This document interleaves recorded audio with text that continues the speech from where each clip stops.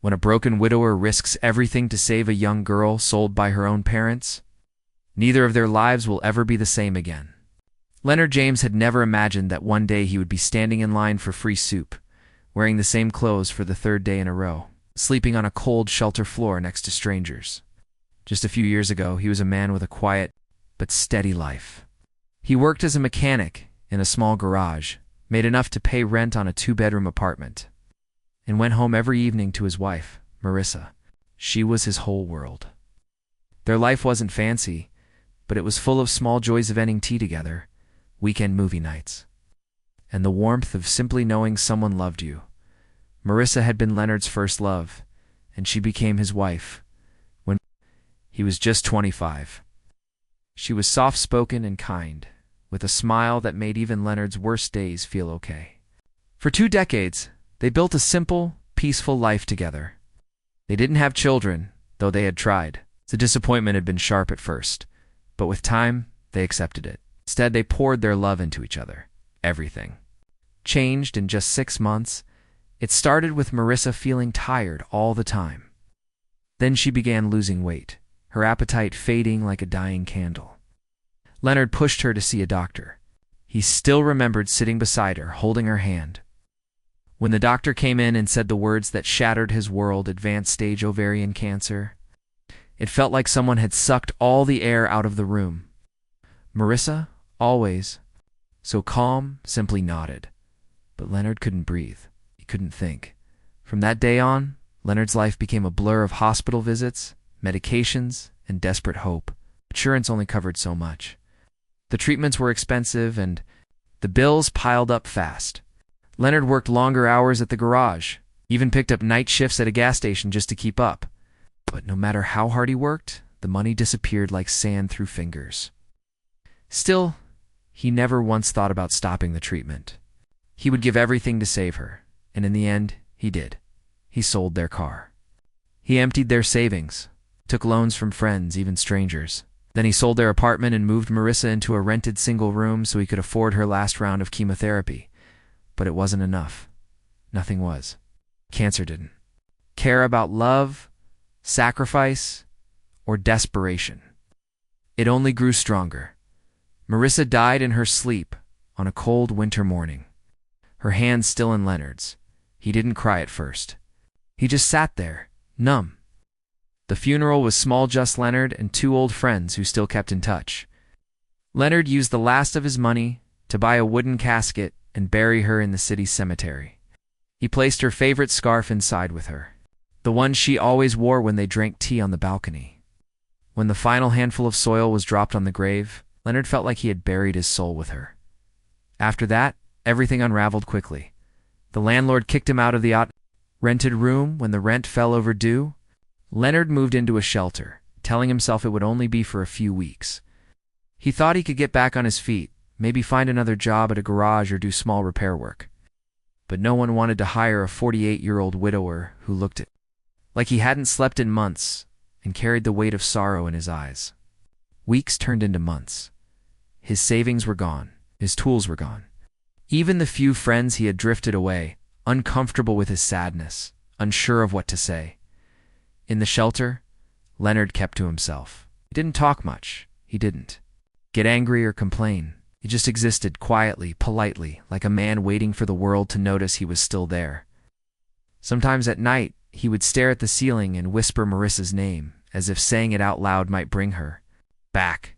On other nights, he would watch the streetlights outside flicker and remember the sound of her laughter. The shelter served warm meals once a day. Sometimes that was all Leonard had to look forward to. He wore donated clothes and picked up old paperbacks from the shelter library, trying to keep his mind busy.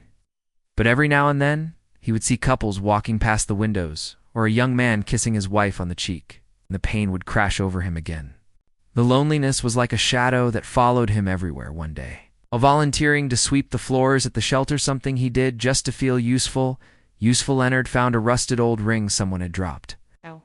It reminded him of his wedding band, which he had sold to pay for Marissa's medicine. He picked it up and slipped it into his pocket. That night, he polished it with a handkerchief and placed it beside his bed. It was worthless, but to him, it was a reminder of who he used to be.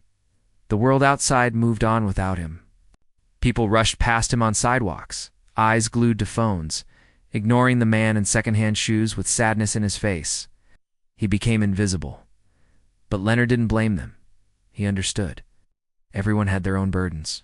We just wished someone, anyone, would see him not as a broken man, but as someone still capable of something good. Every morning, he walked to the local library. It was quiet, warm, and free. He would spend hours there reading newspapers, using the computer to browse job listings, and sometimes just watching the world through the glass. The library became his escape.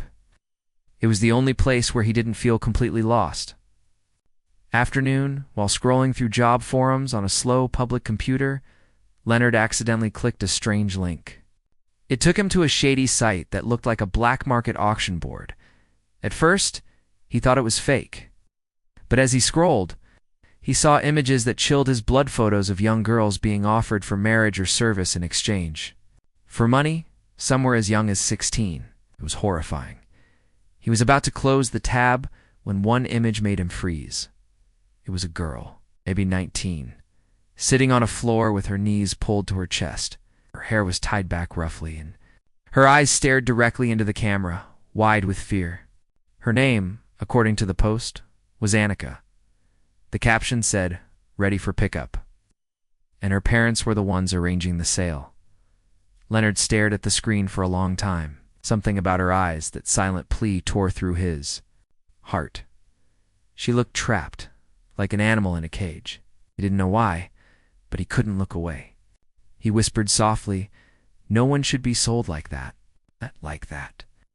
It had been months since Leonard had felt anything powerful, but in that moment, something inside him shifted. He felt anger, purpose, even courage, feelings that had been buried with Marissa. The first time in months, Leonard stood up from the library desk with a plan. He didn't know what he could do or how, but he knew one thing for sure. He couldn't let that girl be taken by someone who saw her as nothing more than a product, even though he had nothing, no money, no home, no job. Leonard felt something. Spark inside him was the same feeling he used to get when he looked into Maurice's eyes, a kind of quiet strength. Maybe he couldn't save the world. Maybe he had failed in many things. But if he could save one person, just one soul from being destroyed, maybe that would be enough. And so, a broke, grieving widower with nothing left to lose, prepared to take the first step into a world darker than anything he had ever known, not because he was brave, but because someone had to be. At this time, no one else was stepping forward. Leonard James had been invisible for far too long. Now, for the first time since his wife's death, he chose to be seen again, not as a broken man, but as someone willing to fight for another human being, even if it meant risking everything. Annika Reyes had lived all 19 years of her life in a small, crumbling house at the edge of a forgotten town. The house had cracked walls, a leaking roof, and windows covered with thick curtains that always stayed shut. It looked like the kind of place where no one laughed, no one smiled, and no one dared to dream. Inside that house, Annika lived under the control of two people who should have loved her but never did, her parents. From the outside, her family looked like any other poor family trying to survive. But behind those walls, things were different. Annika's parents, Tomas and Belinda Reyes, treated her less like a daughter and more like a burden, something to control, use, and eventually trade away for their own gain. Ever since she was a child, Annika had been told that she was lucky to even be alive. Her mother often reminded her, "We could have left you at the church door. Be grateful we didn't." Her father's love came in the form of silence, cold stares, and heavy footsteps in the hallway that made Annika flinch even before he opened his mouth.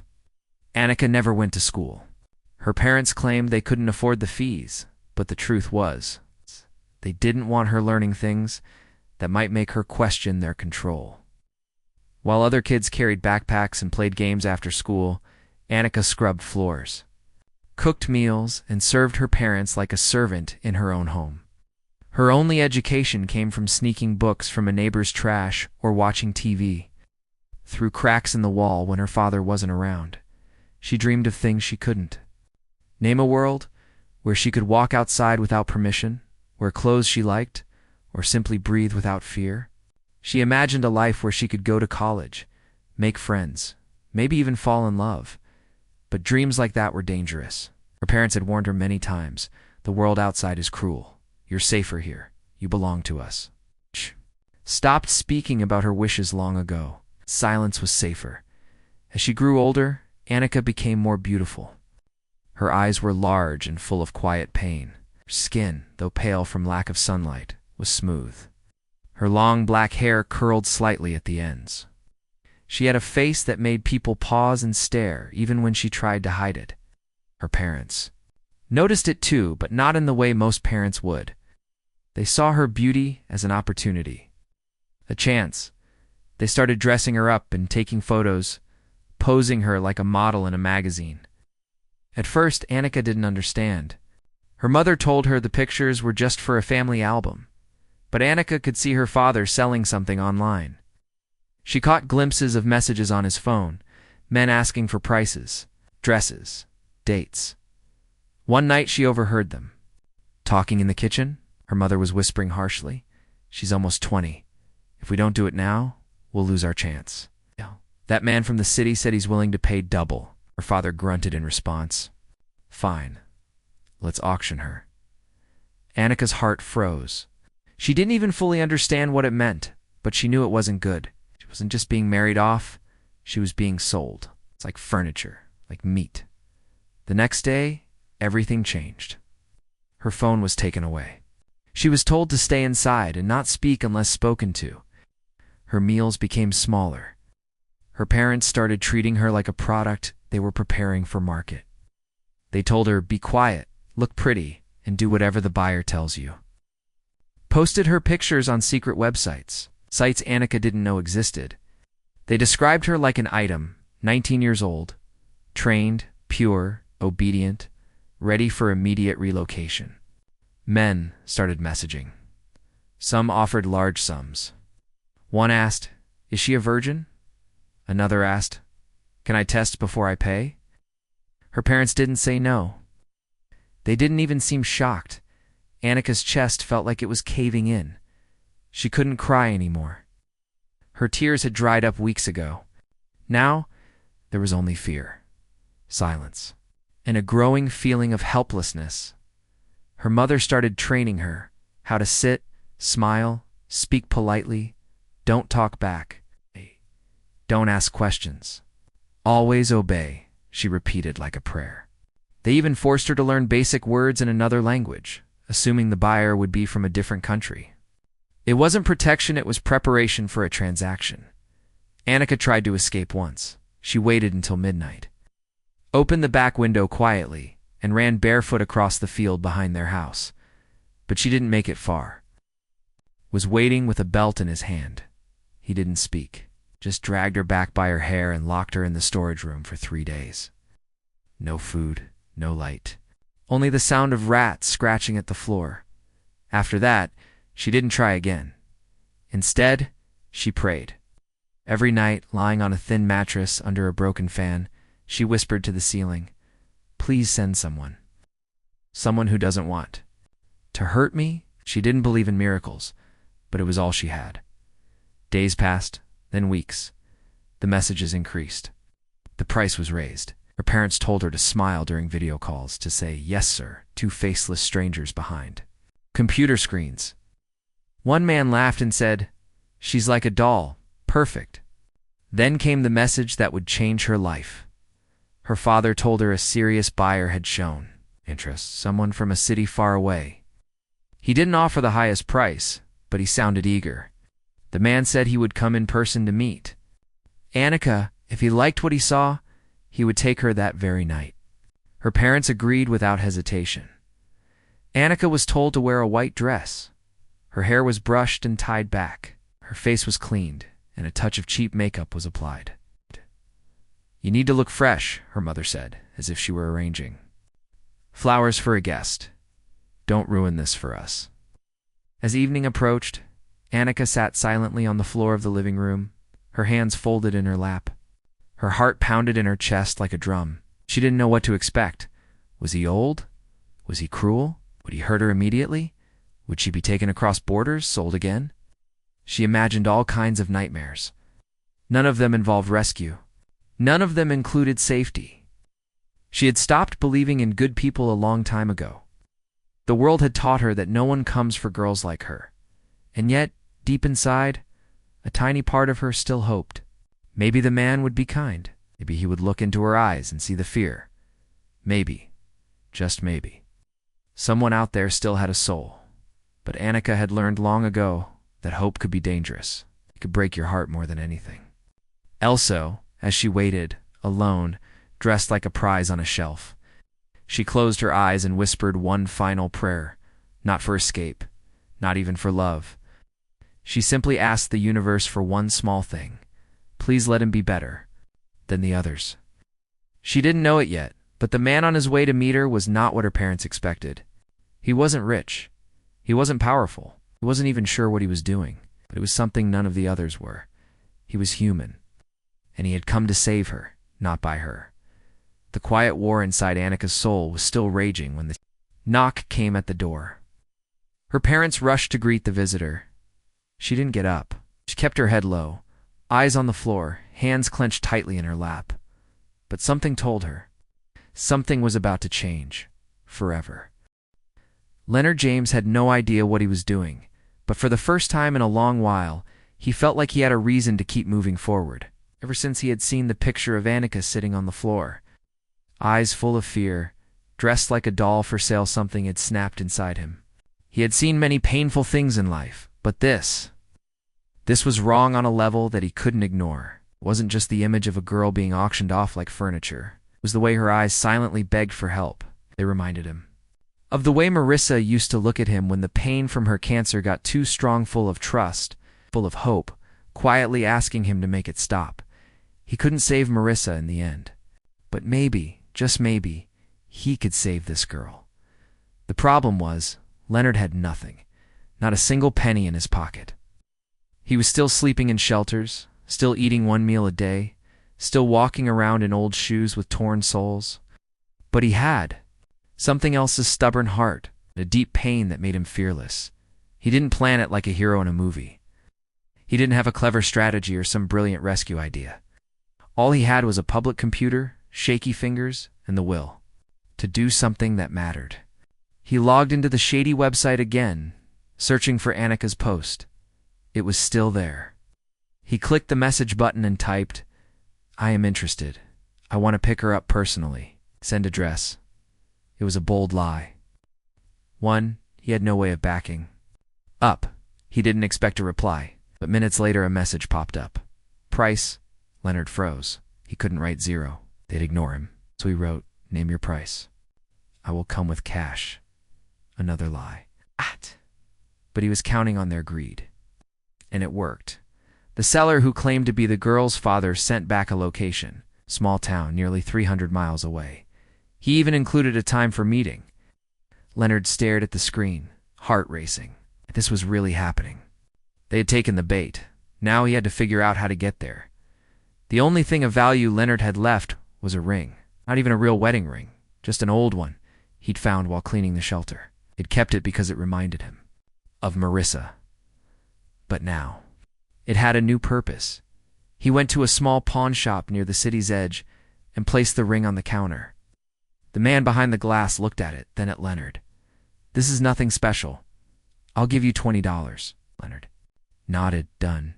With the $20, he bought a bus ticket. It's not enough to go all the way, but it would get him close. He could walk the rest if he had to. He didn't care how far it was.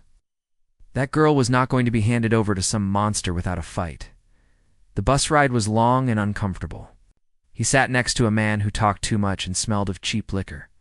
But Leonard didn't mind. He stared out the window the whole time, watching trees pass by, his thoughts racing. What if the parents suspected something? What if the girl didn't trust him? What if she ran? Or worse, what if the buyer came while he was still on the road? He told himself not to think too far ahead. Just get there. Just show up. When the bus dropped him off in the next town, Leonard started walking. It was getting dark. He had no flashlight, no food, and no jacket, but he kept going. His feet ached, and the blisters bled, but he didn't stop. Where?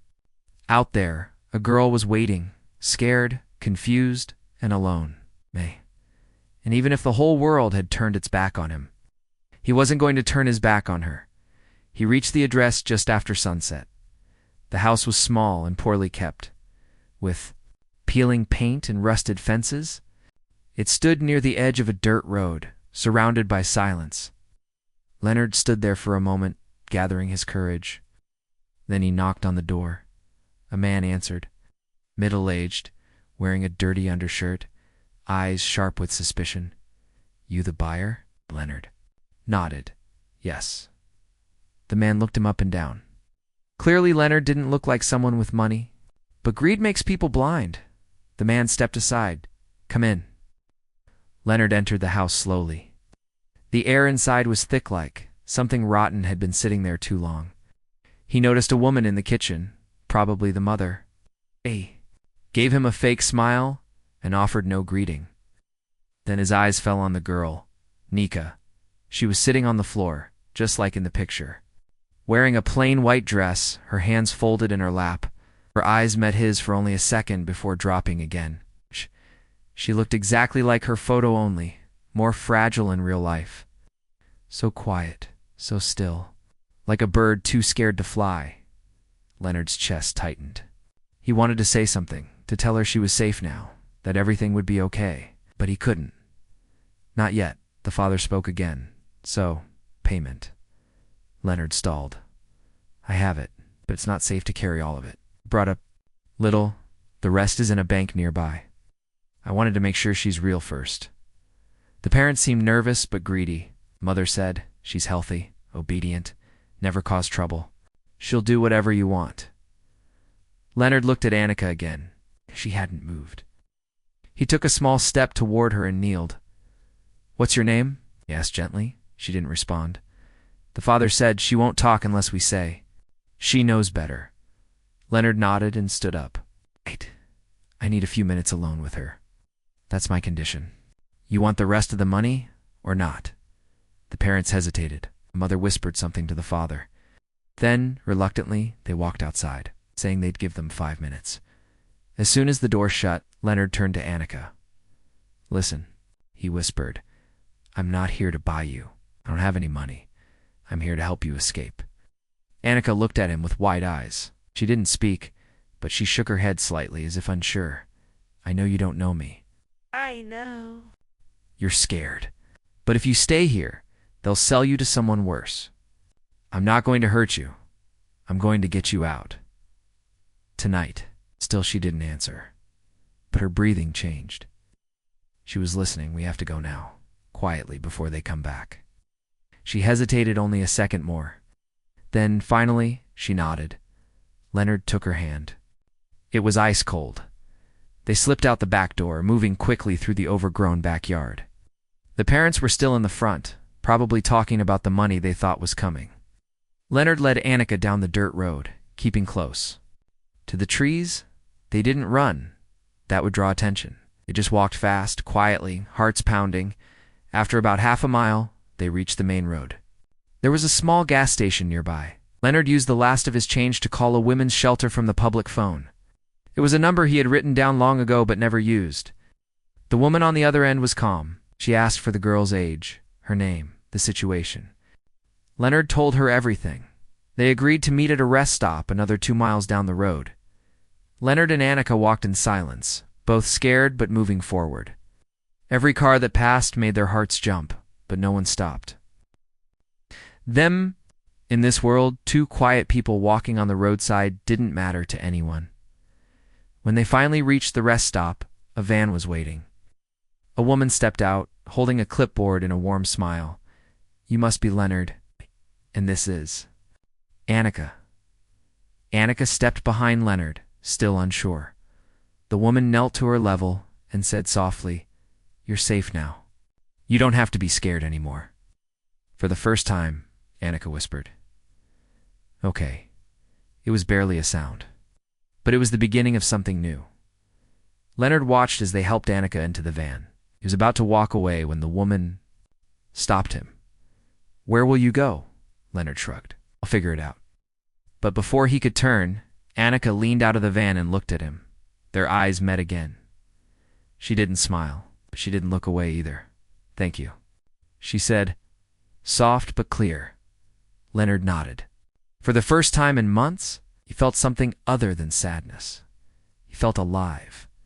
And for the first time since Maurice's death, he had a reason to believe that even broken people could do something good.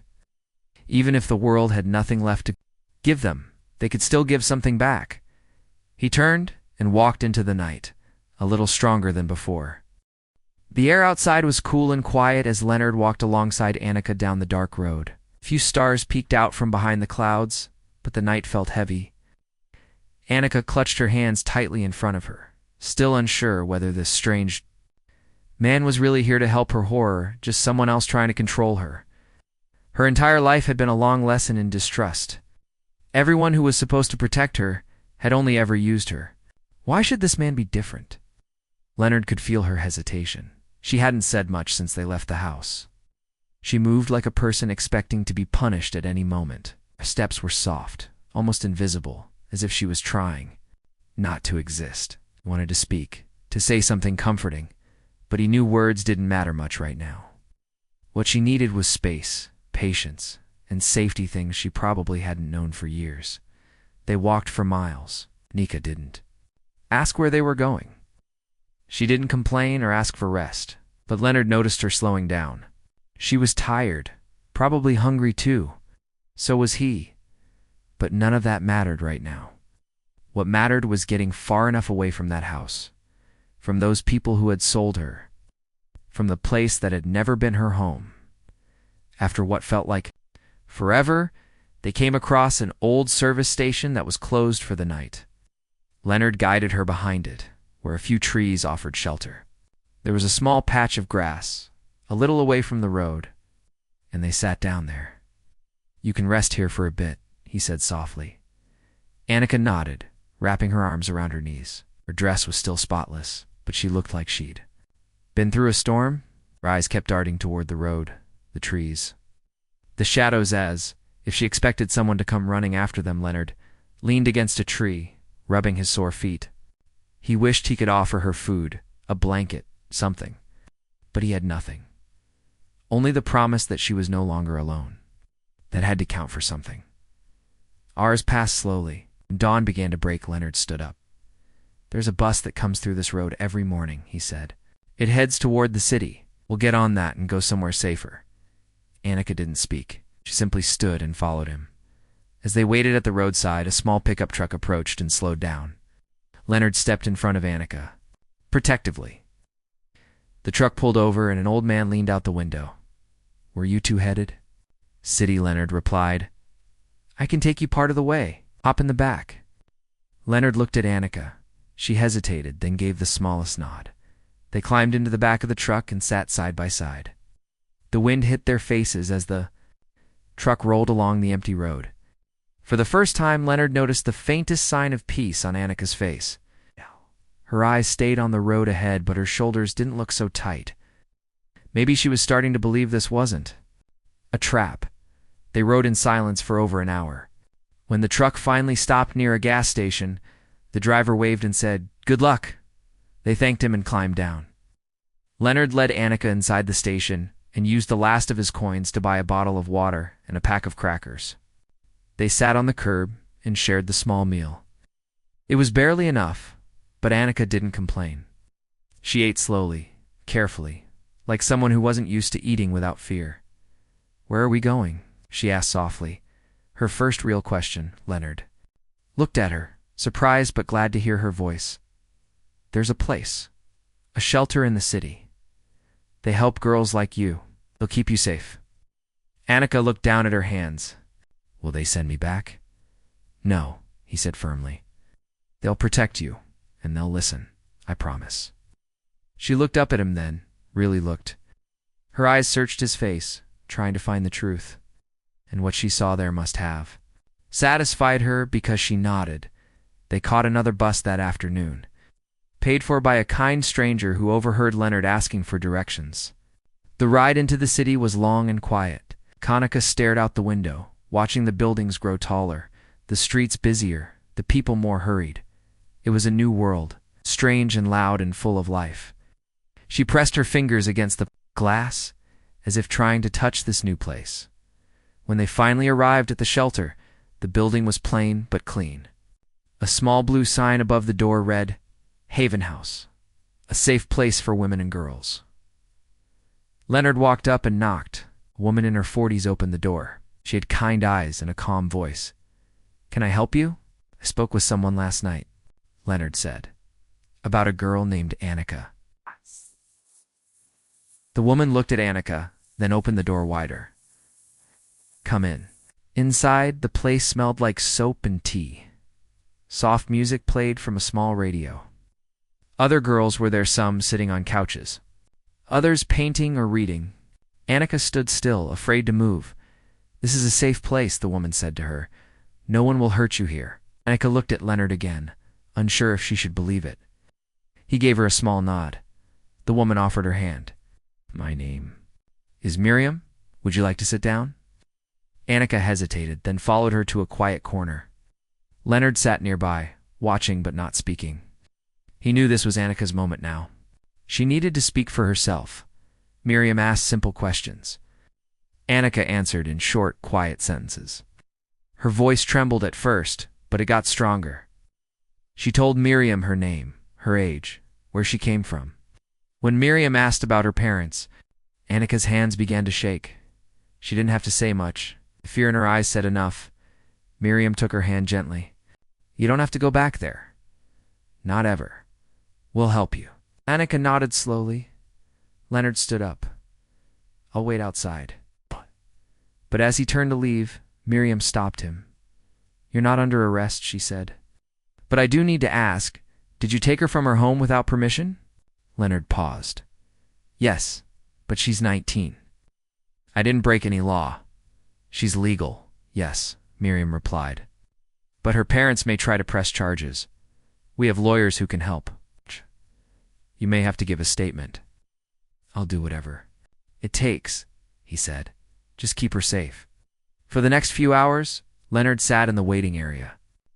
He watched girls come and go, some laughing, some crying, some with faces just as haunted as Annika's. It reminded him how broken the world could be, and how important it was to stand up for those who had no one. Miriam returned later with news. "She's staying. She wants to stay. And she asked me to tell you something." Leonard looked up. "She said thank you.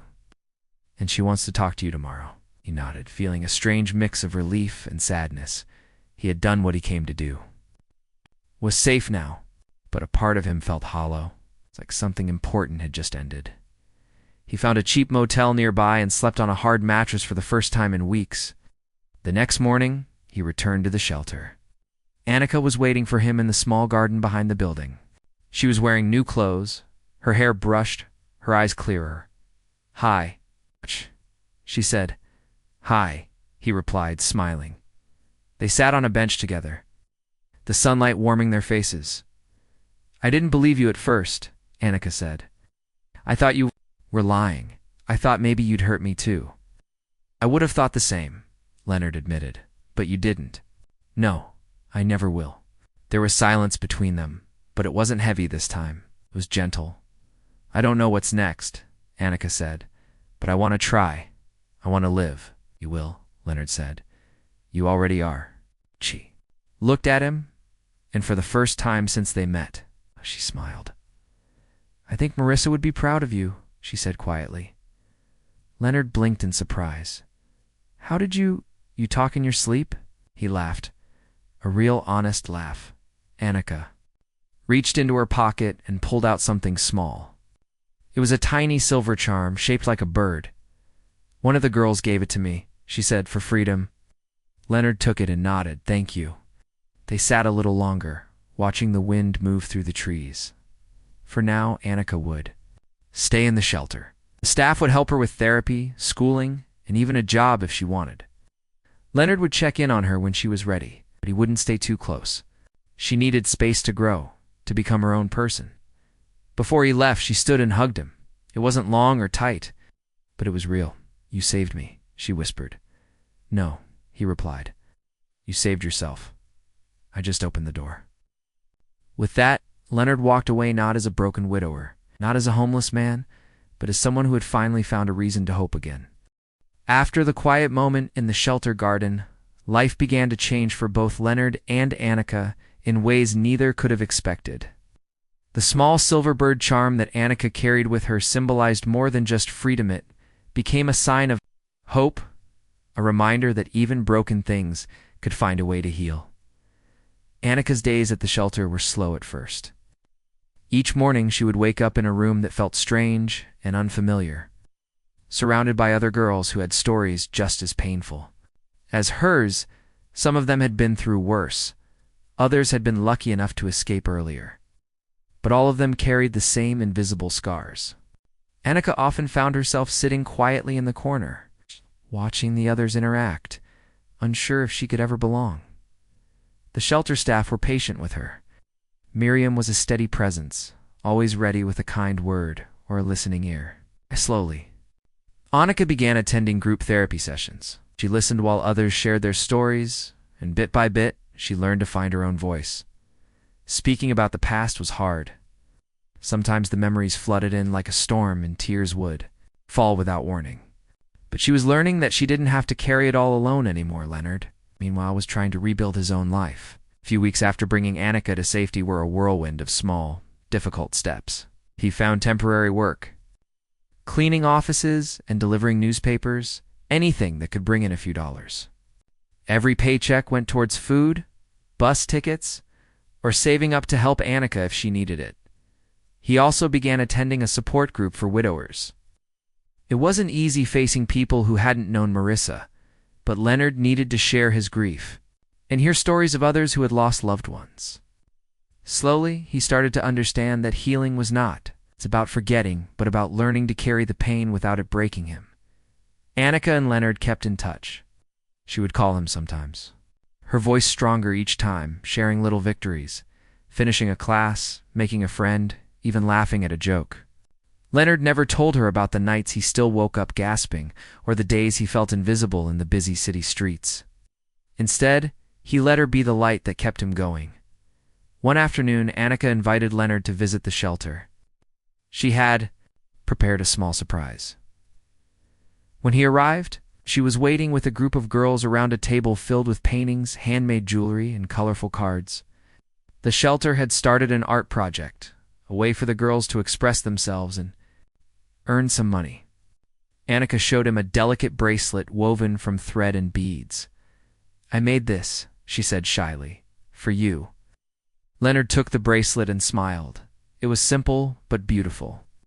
More than the object, it was a symbol of the journey they had shared from darkness into light. But life was not without challenges. News came that Annika's parents had reported her missing and were looking to reclaim her, using legal threats and false promises. The shelter's lawyers prepared to fight for her rights, but the stress weighed heavily on her. She feared the past might come crashing back. Leonard was there beside her every time she felt afraid. He reminded her of how far she had come and that no one could take away her courage. Slowly, the fear lessened.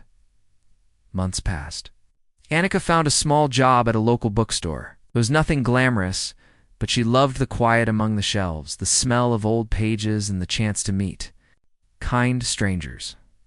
She enrolled in classes to finish her education, the first time she dreamed of a future not defined by pain. Leonard found a small apartment not far from the shelter. It was modest and cheap, but it gave him a place to rest his head without worry. He still missed Marissa every day, but now he could think about her without tears. He carried her memory in his heart like a warm light. One evening, Leonard received a call from Annika. Her voice was excited, full of hope. "Leonard, I'm going to start a new program next week. It's a training course for social workers. I want to help girls like me." Leonard smiled, tears catching in his throat. "That's amazing, Annika. I want to give back," she said. to make sure no one else has to go through what I did. Their friendship grew stronger, built on trust and respect. They were no longer just a broken man and a scared girl. They were two survivors, helping each other heal and grow. One sunny afternoon, Nika invited Leonard to the shelter's annual fundraiser. The room was filled with people from the community, donors, volunteers, and survivors all working together to build a better future. Annika spoke in front of the crowd, sharing her story with courage and honesty. Leonard watched. From the side, pride swelling in his chest. This was no longer the frightened girl from the auction. This was a woman who had reclaimed her life. After the event, Anika found Leonard and hugged him tightly. "Thank you for believing in me," she whispered. "No," Leonard replied softly. "Thank you for trusting me." Their journey had been long and hard, filled with pain and uncertainty. But together, they had found hope. And in that hope, they found the strength to keep moving forward. Knowing that even in the darkest moments, kindness and courage could light the way,